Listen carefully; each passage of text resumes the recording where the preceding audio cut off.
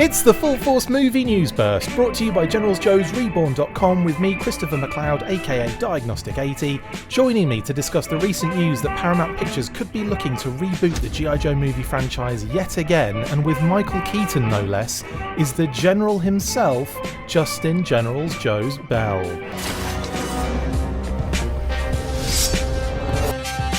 So, it looks like Paramount Pictures are looking to delve into the G.I. Joe franchise again, so let's look at that first. If this is true, Justin, how do you think they should approach it this time? That's a loaded question. I mean, it's,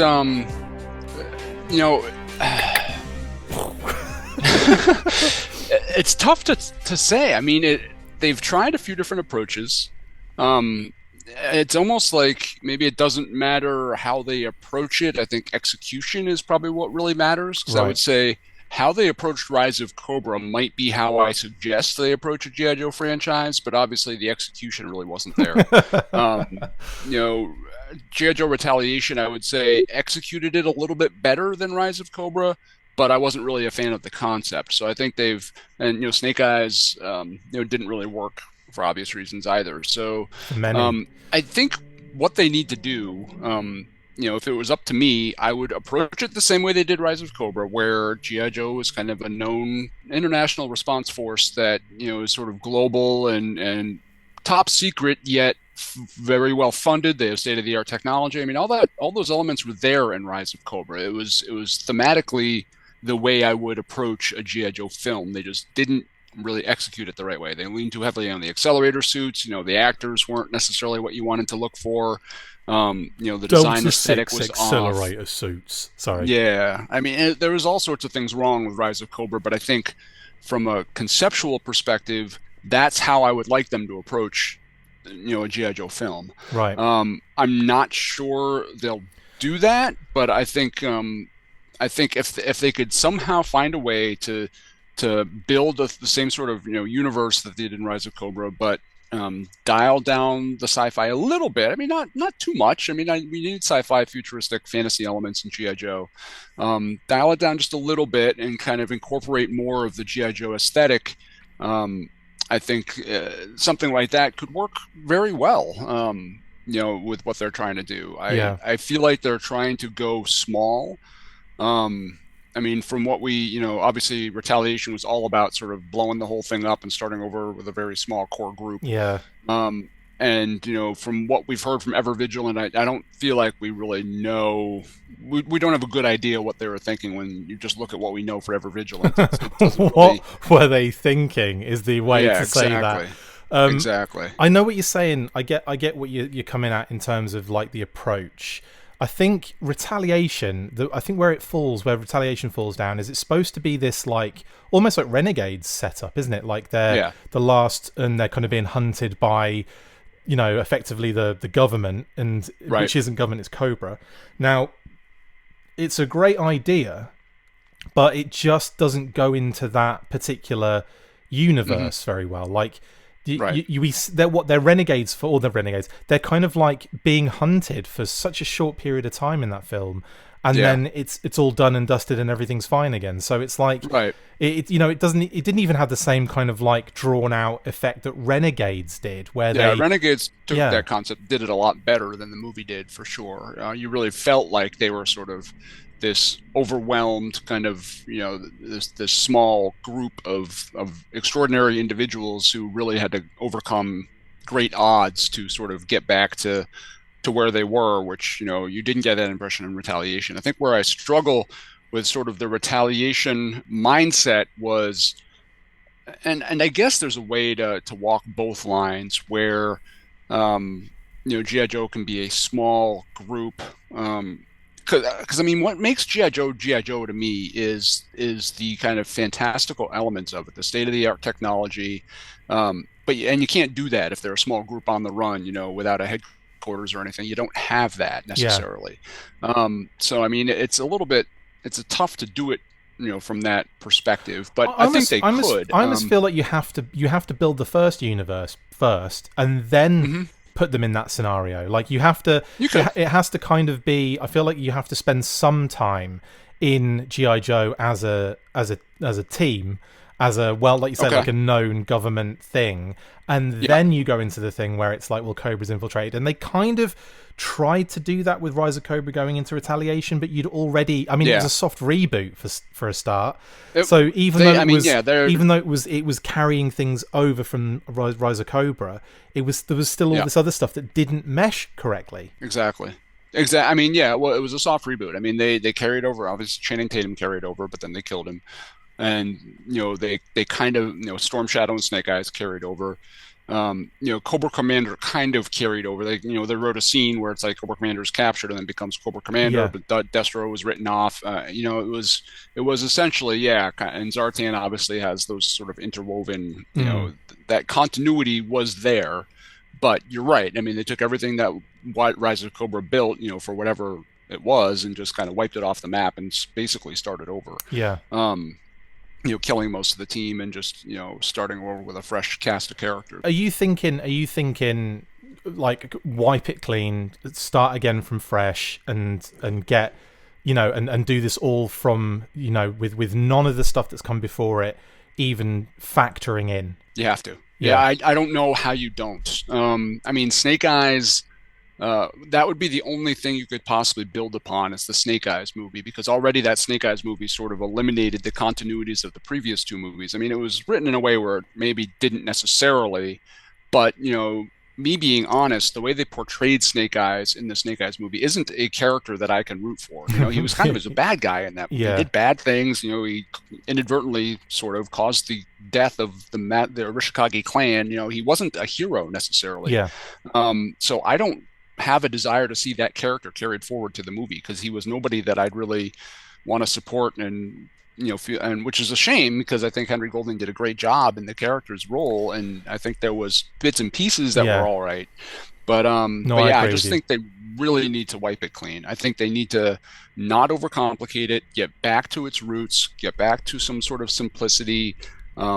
Dialed, and I don't know if they ever will dial down the ninja stuff, just because Snake Eyes is such a pervasive character in the mythology. I don't know if you really can, but I really think they just need to kind of get back to ground zero.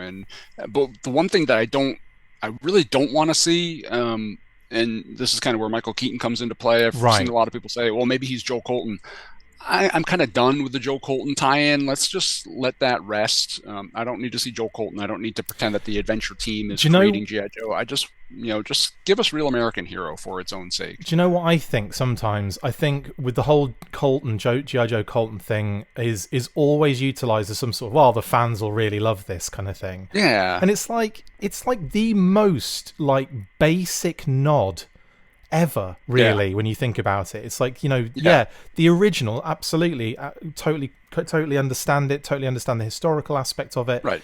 But it's kind of like, I feel like it's been done. Bruce Willis makes, and the fact that he won't be able to reprise that role anymore, unfortunately. Right. But like that, I feel like he was kind of like the last best Joe Colton, and that we don't need it. We don't need that again. Like if we keep anything, let's have that memory of him as G.I. Joe Colton. Right.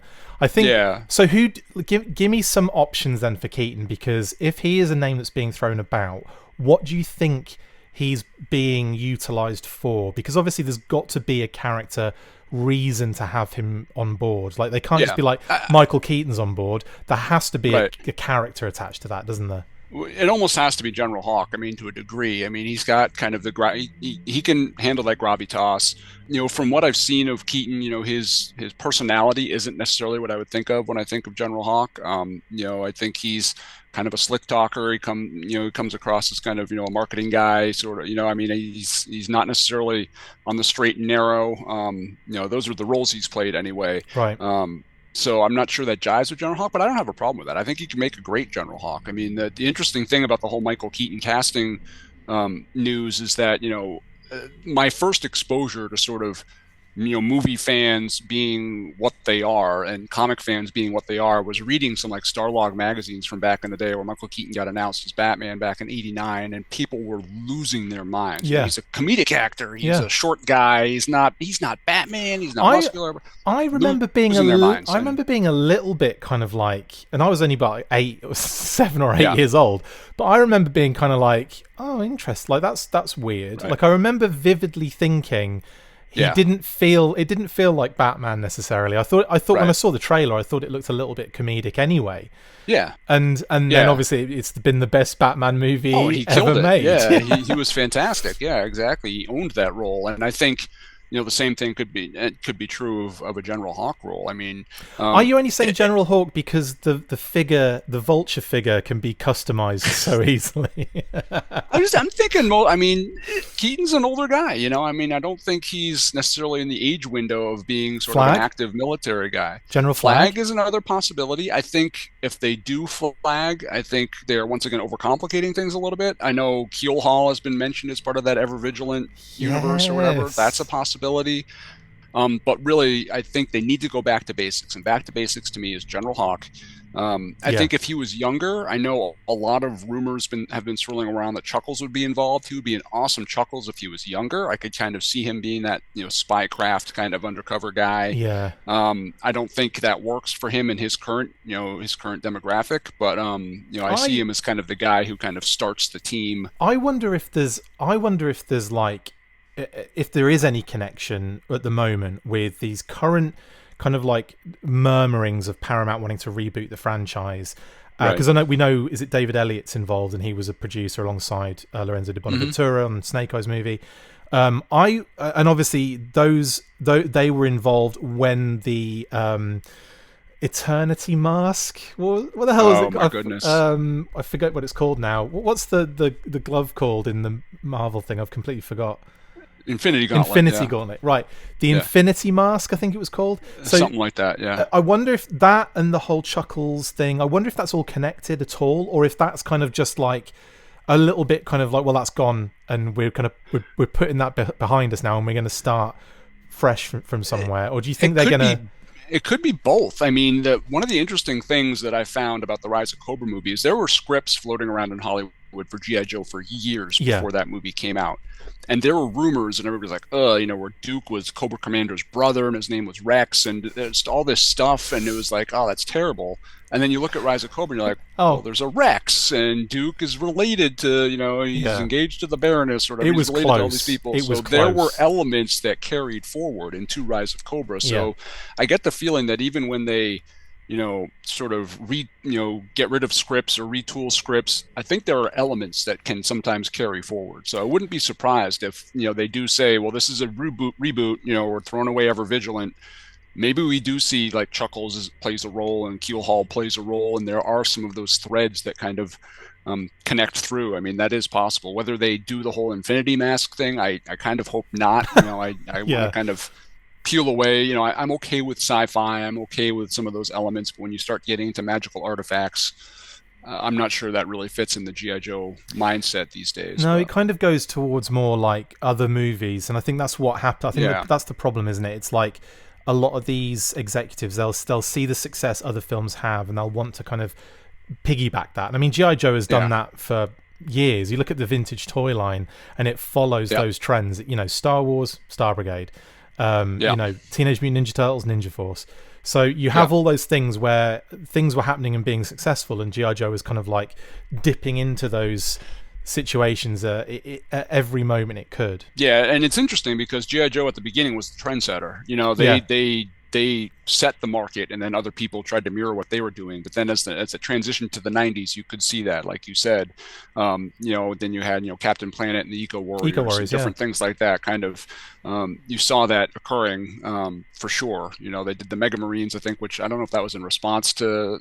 Kurt was again used to talk about how they were big into comic book heroes, and they were trying to wrap some of those elements. I know there's a lot of unreleased concepts that came out of that, but it feels like maybe there were some of that stuff kind of worked its way into the line as well. But, Was when did Terminator 2 toys come out? Because they had that bioflesh regenerator thing, and that Oh, might right. have been something to do with the. It was pretty similar to the Mega Marines Play-Doh stuff. Yeah. But that Play-Doh stuff had been around for ages, so it's probably Yeah, it had. yeah. Anyway, I don't think I ever even, like, as much as I absolutely loved the Mega Marines back in the day, but I don't think I even cracked open that container of Play-Doh. That was just like, forget that. Yeah, that stays in.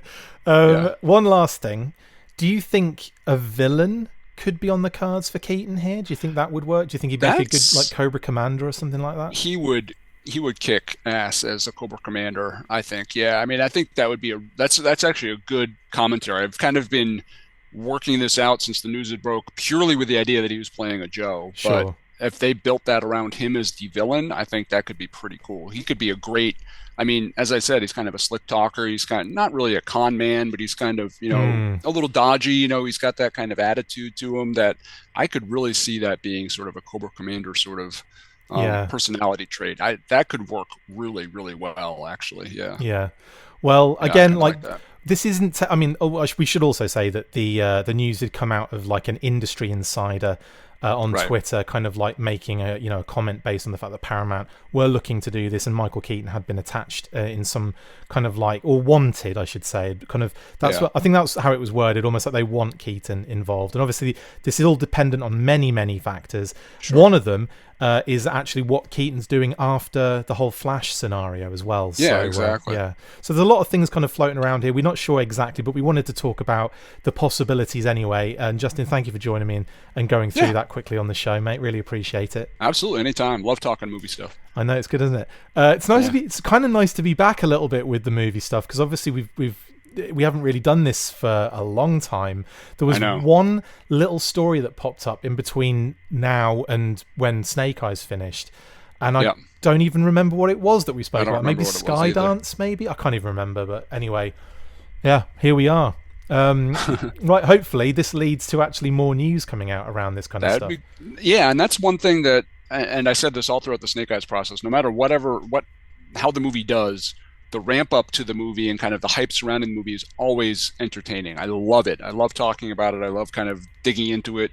Even if the movie doesn't turn out to be very good, I think having it be culturally relevant again is very cool, and it's good to see it. And honestly, for whatever everybody says about Snake Eyes, the way it was released kind of in conjunction with the G.I. Joe classified line, I'm not going to say Snake Eyes helped the classified line succeed. I don't think that's necessarily the case, but there was a definite surge in G.I. Joe relevancy as a result of those two things kind of working in concert with each other, and I don't think that's a bad thing. That was such a fun time though, as well, the whole lead up and the build up and everything. Yeah, it was. That was cool. So again, we'll enjoy that bit, and then when the movie comes out, we'll be like, this sucks. And I mean, the movie, the movie wasn't great, but we had like 6 months of awesome time talking about it. So what's 2 hours movie that didn't thrill you, but you still had 6 months of hype and lead up. That was that was great. So, and getting to speak to the actors themselves was amazing. Exactly.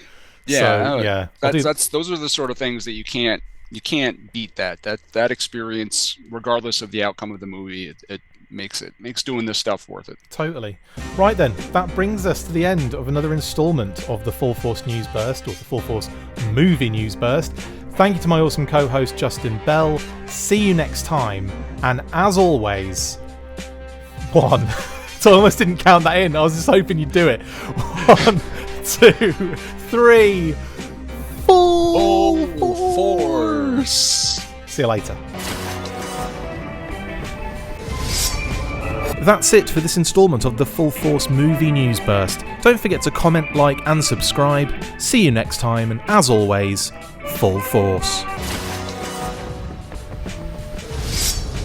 Make sure you get involved with the discussion by liking, sharing and commenting on these videos, and as always, you can keep up with the show after listening by following on Twitter @The Full Force, liking the Facebook page facebook.com/The Full Force, and if you would like to contact the show, you can message us on either of those platforms with feedback and questions. We also have a Patreon page, so if you want to show your support for the show, see your name up in lights on these videos, or enjoy exclusive bonus content, then check out patreon.com/The Full Force Podcast, or click on the link on any of the posts this podcast appears in. Full Force.